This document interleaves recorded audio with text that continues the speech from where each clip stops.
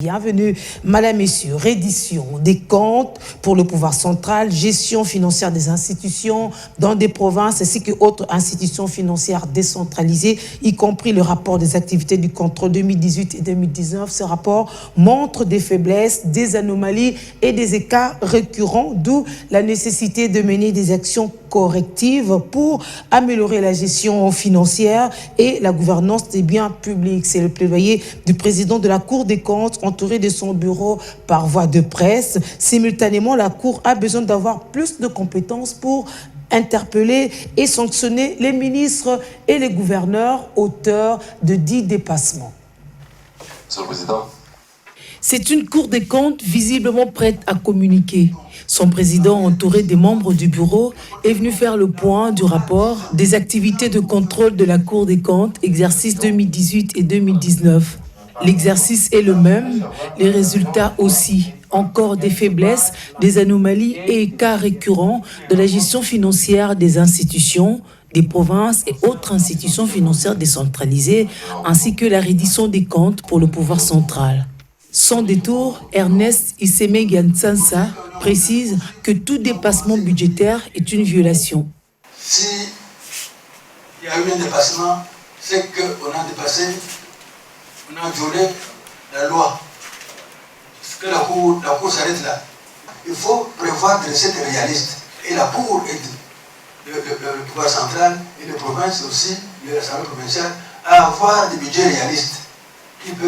Parce que souvent, quand ils font un budget, vous avez des provinces qui ont un budget de 400 milliards pour le budget, puis à la fin de l'exercice, ils n'ont même pas 100 milliards de recettes. Donc on leur dit, écoutez, voilà, il faut bien examiner, il faut avoir un budget réaliste. Quand on leur envoie la régie de compte, c'est pour ça. C'est pour qu'ils voient que tel compte, nous avons prévu ceci, mais le résultat est inférieur. La prochaine fois, il ne faut plus aller plus loin. Voilà, c'est le rôle de la Cour des comptes. Face à ces irrégularités, l'incompétence de la Cour des comptes d'interpeller et de sanctionner les ministres et gouverneurs en cas de dépassement. Les personnes impliquées dans ces dépassements ne sont pas justiciables de la Cour. La Cour ne peut pas les juger. Cela signifie que si ce sont des ministres, la Cour ne peut pas les juger. La Cour a transmis le dossier au Parlement. La Cour ne peut pas juger les ministres ni les ordonnateurs qui sont responsables de l'institution. Il y a donc nécessité de mener des actions correctives en vue d'améliorer la gouvernance financière et la gestion des biens publics. Une des recommandations phares de la Cour des comptes, qui continue à plaider pour la modification de la loi afin qu'elle ait les compétences de juger et de traiter avec les gouverneurs ainsi que les ministres, qui continue son plaidoyer pour la modification de la loi afin qu'elle ait la compétence de juger, de gouverner et de traiter avec les gouverneurs et ministres concernés. Le gouvernement puisse faire des diligences pour que les entités centralisées puissent avoir leurs organes délibérants et puissent être gérés conformément à la loi. Renforcer la Cour des comptes de la RDC aux ressources humaines.